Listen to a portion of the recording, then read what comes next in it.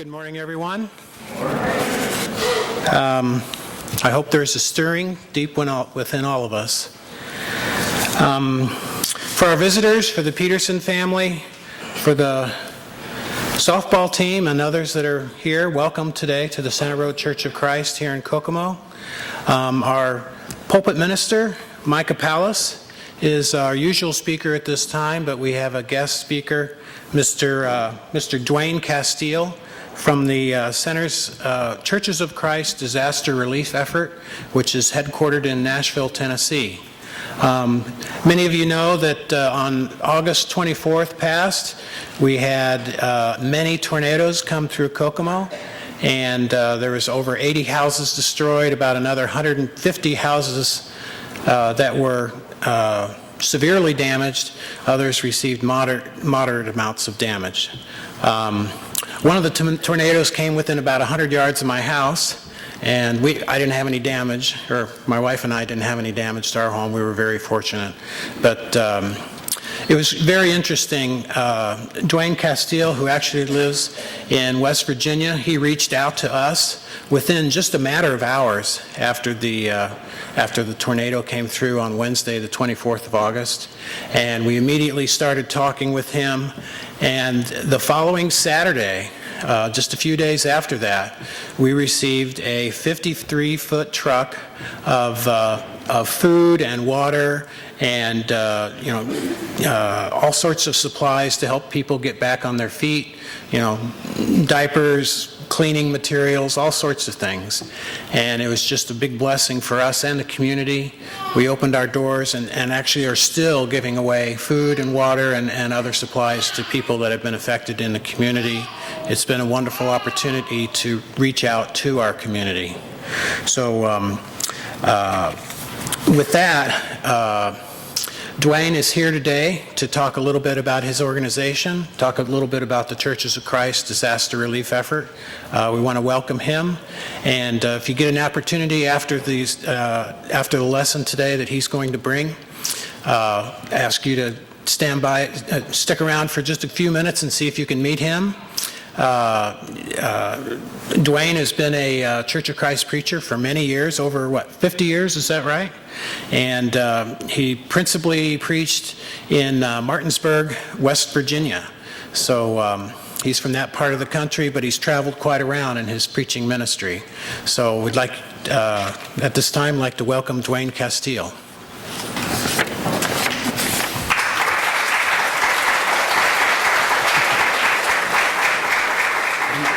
Up the steps. Okay. Thank you. It's good to be with you, and I certainly appreciate this privilege. I got to town yesterday, and Brett gave me a quick tour of the different parts of your city that were hit by the tornadoes. Those creatures are strange things, You have the ones that did what took place here a month ago.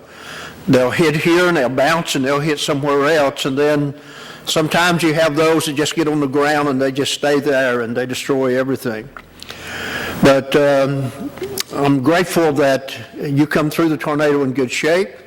I know there's a lot of people who lost their homes, they lost their possessions, and I'm thankful that you were willing to take it upon yourself, that you would reach out and you would minister to these people the best you can, and you continue to do that.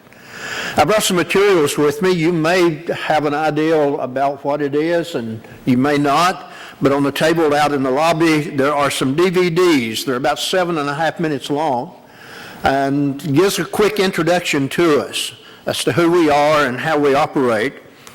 We have some printed material that tells basically the same thing, only it's in print instead of a video.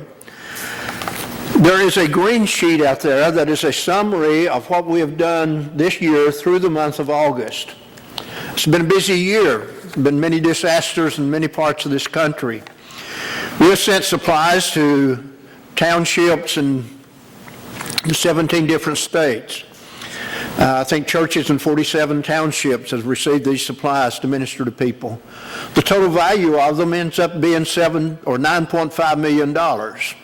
And that's what we've done through August of this year. It looks like up an hour we may be busy again. But with the flooding down in Louisiana recently, we were sending 2 truckloads a day from our facilities in Nashville to different parts of Louisiana.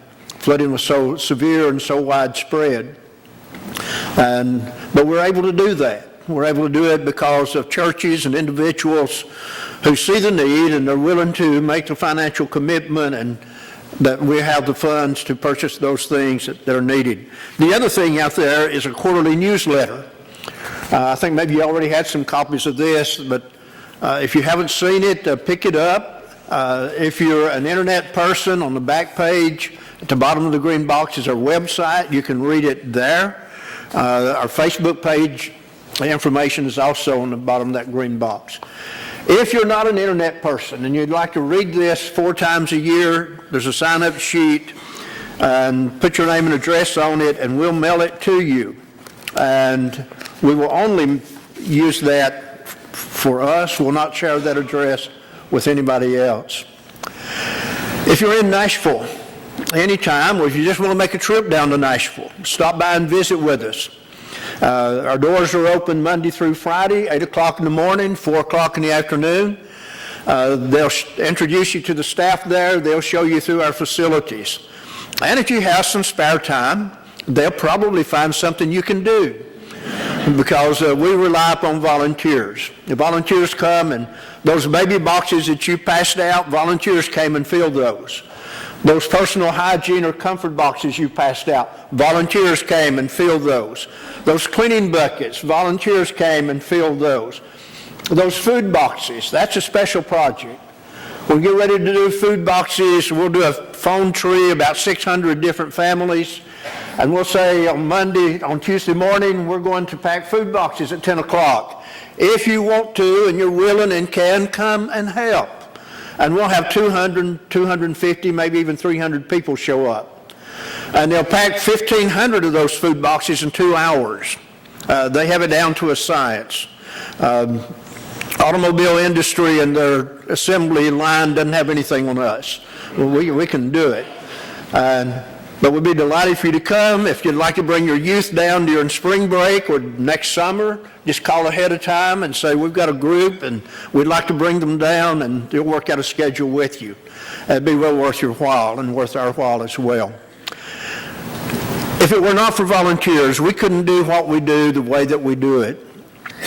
Those of you who were here when the truck arrived, you realize the driver was a volunteer. All of our truck drivers are volunteers. So if you have your CDL and you're about ready to retire and you want to move to Nashville, we want your name. We need to continue to add truck drivers, because the drivers of trucks are like the rest of us. They age, and sometimes they have health problems and they can't drive anymore, and we have to renew our list. I am Dwayne Casteel. I do live in Charlestown, West Virginia. It's a little quaint little town founded by Charles Washington, George's youngest brother. And he named the streets after various members of his family in the original township. And in the Episcopal graveyard there, the cemetery, there are more people buried in that cemetery that has roots back to Mount Vernon than any other place in the world. We have some historical significance, and we enjoy living there. Matter of fact, we enjoyed it so much, we've been there 27 years. My wife and I, we've been married 58 years. Betty and I grew up in church together from the time we were 9, 10 years of age. And we got married 58 years ago. We have 3 children. We have 6 grandchildren and 6 great-grandchildren. And I remind people every now and then, it's hard to realize I'm married to a woman old enough to have 6 great-grandchildren. But we cheated. We got those through marriage. But still, they're our great-grandchildren. If you look to the Bible and you look to Acts chapter 11, you'll see some marvelous things taking place. Persecution began after the church was established in Acts 2, and the disciples, they scattered everywhere. And everywhere from Jerusalem they went preaching the gospel. Some of the Hellenist folks went to Antioch of Syria. And they reached out to the Hellenist community there, and they presented Jesus to them, and many of them became believers. But word goes back to Jerusalem about what's taking place in Antioch. And the apostles say, well, I want to send somebody down there to help them. Let's send Barnabas. And Barnabas makes that journey from Jerusalem to Antioch, and he sees how well things are going, and he says, we need someone else. So he makes a journey then from Antioch to Tarsus, and gets that man by the name of Saul. Brings him back to Antioch. And so they together work with the church there for a year, and verse 26 of chapter 11 says the disciples are first called Christians in Antioch. It's in that setting that verse 27 and following takes place. It is in these days that prophets came from Jerusalem to Antioch, and one of them named Agabus. He stood up and showed by the Spirit there was going to be a great famine throughout all the world, which also happened in the days of Claudius Caesar. Then the disciples, each according to their ability, determined to send relief to the brethren dwelling in Judea. This they also did, and sent it to the elders by the hands of Barnabas and Saul. Now I know you can go back to the Old Testament and you can find disasters taking place time and time again. But now we're in the New Testament. The church has been established, and this is the first major disaster that takes place following the beginning of the church in Acts chapter 2. It's not a flood, it's not a tornado, it's not a hurricane, it's not a wildfire, it's not an ice storm, it's a famine. And Agabus says this is going to take place. It's going to affect people throughout all the world. And Luke, writing about this after the event, says it took place during the days of Claudius Caesar. It's amazing when you read the scriptures, and they put historical times and people in place. And if people don't believe what the Bible says, just go and search history and you'll find that it took place.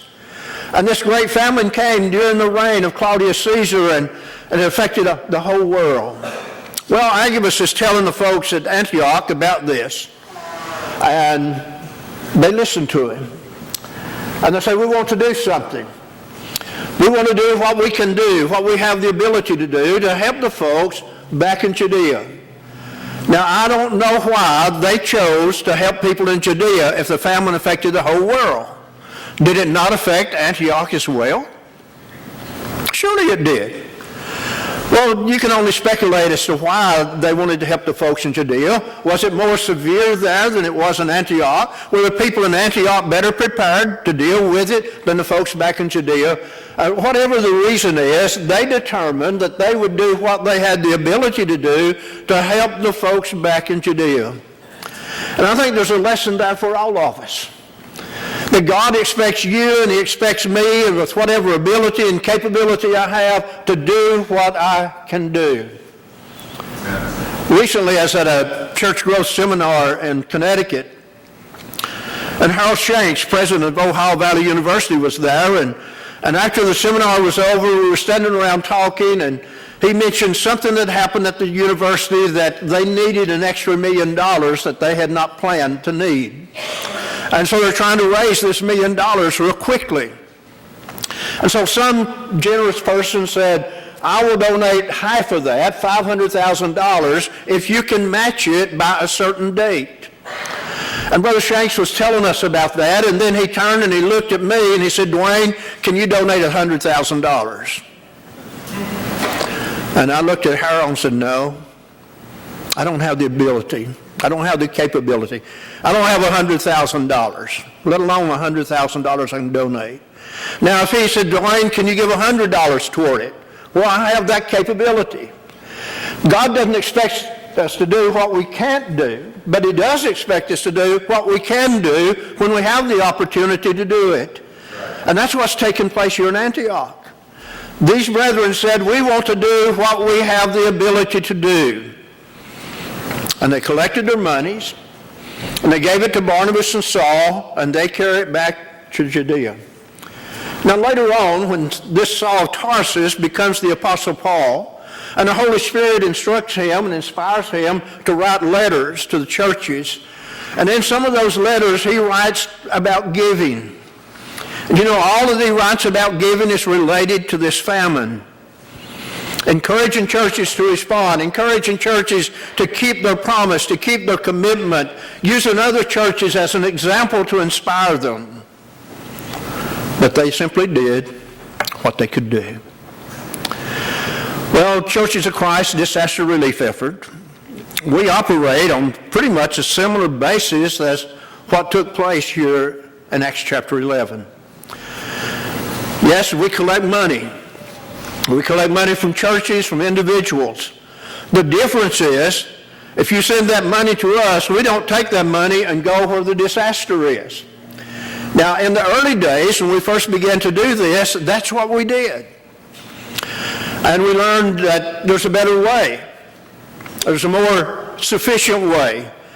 There's a better way to become better stewards. And so we discovered we could purchase things and deliver things to where we could stretch the dollar to a greater use.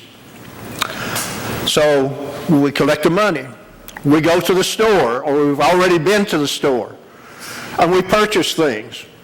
And so out of that donation, we can deliver 3 times its purchasing power. In other words, we can take a $1,000 donation and we can deliver $3,000 of relief supplies anywhere in the continental United States. So instead of receiving the money, taking the money, we receive the money, multiply its purchasing power by 3, and deliver those supplies as we delivered them to you a month ago. And if some of you didn't get to see that truck when it arrived and helped unload it, I have a model of it out there on the table. It's a little bit bigger than that model. I think the model is 1/32 the size, the scale is. But those trucks will deliver those supplies anywhere that they go. And as you know, and as Brett mentioned, we load it down with things simply to help people to survive. We want people to be able to survive a disaster. Now, I've never experienced a disaster personally where I lost things. Now, I've seen it take place. Back in 1988, I had a group of Auburn students in Jamaica on a mission trip, and Hurricane Gilbert come roaring through, which was a Category 4 as it crossed Jamaica. I saw the destruction. I saw what it was for people to lose everything they had. I saw what it was in this island nation to lose all of its food crops in one day because the storm went through and it just wiped out everything across that island. Disasters affect people. People who are affected by this tornado, people who are affected by floods that we've been dealing with recently, people who are affected by any of these disasters end up basically being in shock. Everything was fine yesterday, but today, my house is destroyed. My automobile is destroyed. My possessions are gone. They either got blown away, washed away, or burned up. What am I going to do? And that's a question I have asked myself. How would I react if a tornado come through Charlestown, West Virginia, and wiped out much of the town, including the townhouse development where I live? How would I react? I try to be honest in answering that question. I think probably my first reaction would be, Lord, why did it happen? And why did it happen to me? Why did I have to lose everything? And then maybe I start looking around and seeing other people who's as bad off or worse off than I am. And the second question would be, how can I help them? I don't have anything to help them with. I can't take them into my house because I don't have a house anymore. I can't use my automobile to help them because I don't have an automobile anymore. I can't even get money out of the bank and help them because I can't withdraw money. Everything is shut down. But thankfully, we can still do something. You're familiar with the story of the Good Samaritan? How that man on the road from Jerusalem to Jericho fell among thieves and they robbed him, they wounded him so severely he's lying on the side of the road dying. and how a priest and a Levite came by and they saw him, but they didn't stop to help him. But finally a Samaritan comes along and he sees him and he goes to his rescue. Now, why did Jesus tell that story? He told it because a lawyer asked him, "Who is my neighbor?" And Jesus told the story about this man and those who responded to him or did not respond to him. And then he asked the lawyer, he said, "Who proved to be neighbor to that man?" The three people that came by and saw him, the priest, the Levite, the Samaritan. And the lawyer said, "Oh, it was the one who showed mercy." The Samaritan was the one. And Jesus told the lawyer, "I want you to do what he did. I want you to do what this Samaritan did." What did the Samaritan do? He saw a man in need, a man who couldn't help himself. And when he saw him, he had compassion upon him. And because he had compassion, he went to him and did what he could do. He administered first aid, put him on his animal and went down the road till they come to an inn, got a room there and took care of the man until the next day. And the Samaritan has to continue his journey, but the wounded man isn't able to. What does he do? He gets someone to take care of him. The Samaritan goes to the innkeeper and says, "Will you take care of him until he's able to travel? I'll give you a couple of denarii, and if you spend more than that, keep a record of it. When I come back through, tell me how much more I owe you and I'll pay you." That's what God expects of all of us, isn't it? When we see someone in need, we don't want to pass by on the other side. And when these major disasters take place, we don't want the church and in a community to pass by on the other side because it's beyond their ability, it's beyond their capability. We want them to be able to minister to people, and that's why we can provide the supplies to do that. But we want people to see the need and have compassion and do what we can do. And if we can't do it all, get somebody else to come in and do it and complete the task. Well, you've done the initial work. You responded to people immediately after the disaster, and you continue to respond to them. As I talked to Brett yesterday, I said, we provide furniture and we supply beds and we supply appliances. If in your follow-up work these families need that and you want them, then, just call the office and tell us how many you need, and they'll come your way. Well, I've been talking about this for 11 years, and I'm still amazed sometimes. We were talking earlier that I go places and some people have never heard of us, and we've been around 25 years. Maybe it's good they've never heard of us because they haven't had a disaster. But maybe it's not good that they haven't heard of us because they don't know what we do. They don't know what would be available if a disaster did strike their community. They don't have an opportunity to financially support helping people recover from disasters. One of my co-workers says, I don't like to call people disaster victims. I like to call them disaster survivors. And that's what we want to do, is work through the local church that you can help the survivors. Well, a lot of good comes from it. I would like to have time, but I know you have a memorial service this afternoon. I'm going to wrap this up pretty quickly. A congregation can be strengthened by it. We get reports back from places where there have been disasters and the church has been active in helping people survive and get back on their feet. And they said, we have grown. Some of the people we have assisted, we've had an opportunity to talk to them about their relationship with God, and they become Christians.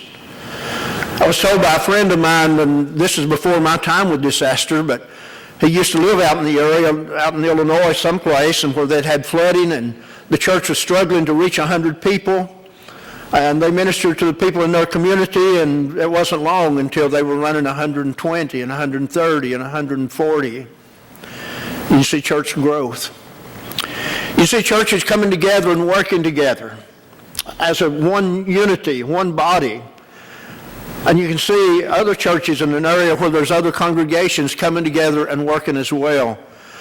Many years ago out in California when they had real bad wildfires, we sent things out there, and I was speaking to a group of men in North Carolina. And when I got through, one of the men said, I want to add something to what Dwayne said. He said, I lived in California and those wildfires took place. There were about 11 congregations that never did cooperate a whole lot and support one another and much until that happened. All of them supported each other. He said, when we had Bible bowls, we might get teams from 5 or 6 of them. The year after the wildfire and them working together, we had a Bible bowl and all the 11 congregations sent teams. When you work together to help people in their time of need, it just brings you closer together. Sometimes it helps a church to overcome its problems. We've been told of churches who were struggling because they had internal problems till a disaster struck their community. And then they worked together to help people in the community, and after the dust sort of settled and they looked at each other and said, do you realize what we've done? We have forgotten what we were squabbling about and fussing about, and we ministered to people. Let's resolve our problem and continue to minister to people like the Lord wants us to. And then there are those unique examples of people becoming Christians. We get word back about people who become Christians after a disaster when the church has been working in their community. We get letters, we get cards. Before I tell you about this conversion, let me tell you about a letter.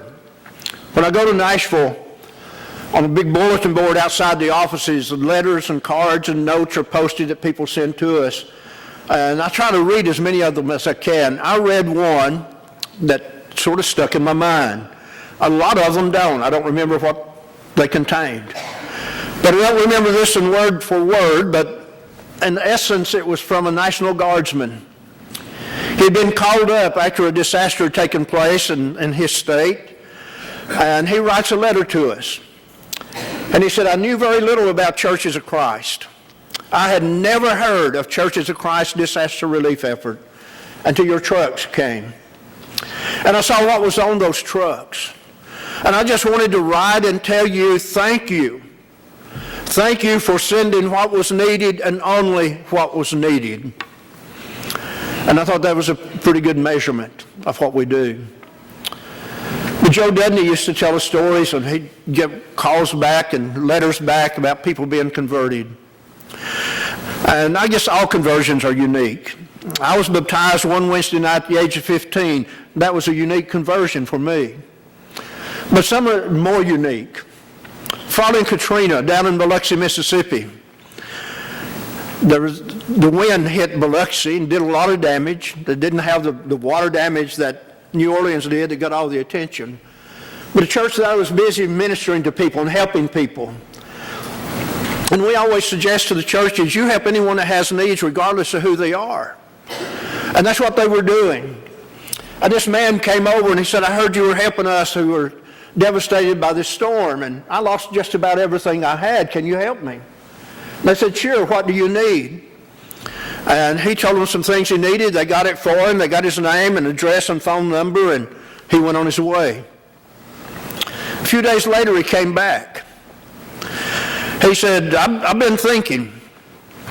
The storm got me to thinking to start with. That's the worst storm I've ever seen. And then I came over here to see if you could help me, and I noticed you were helping everyone that came. It didn't make any difference who they were. You didn't ask a lot of questions. You just basically said, what do you need? And they got me to thinking even more. So I wanted to come back and tell you who I am. He said, if you come in the part of the city that I live in, everybody knows me. And if you went around and asked people about me, everybody's going to tell you the very same thing. If that man is not the meanest man in town, he's one of the meanest. And he said, that's who I've been. I have done it all.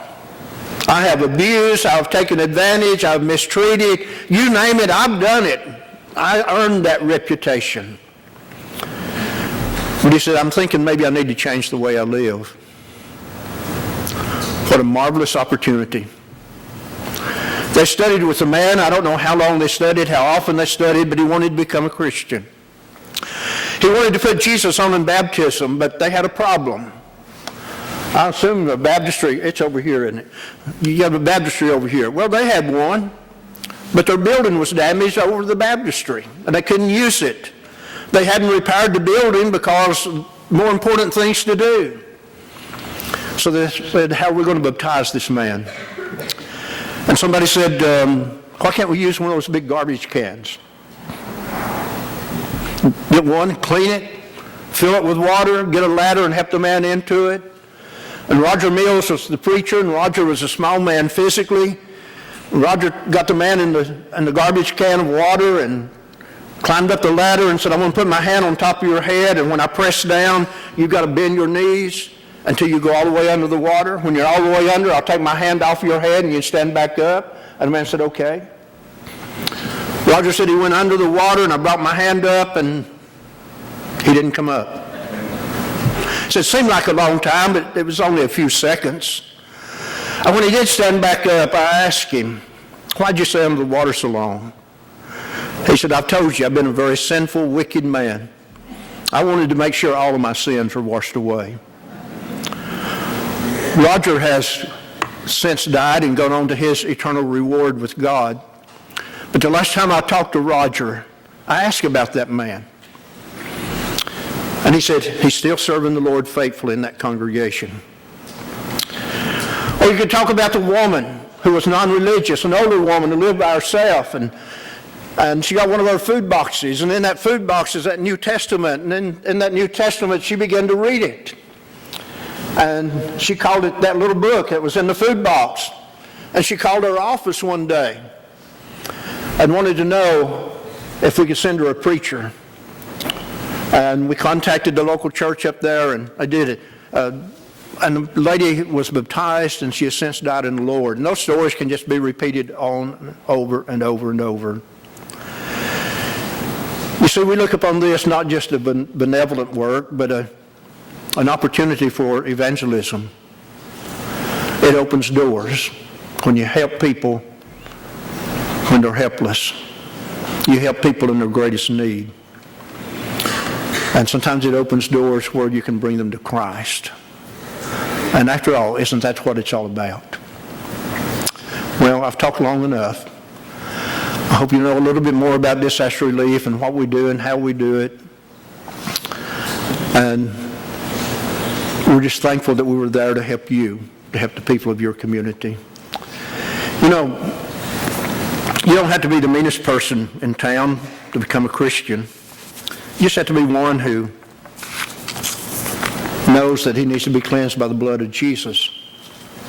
After all, Jesus did say he was the way, the truth, and the life, and there's no other way to come to God except through him. If you need to come to Jesus this morning to put him on in baptism, or maybe you've done that in the past and you've wandered away from the Lord and you need to come back, we would encourage you to come while we stand and sing.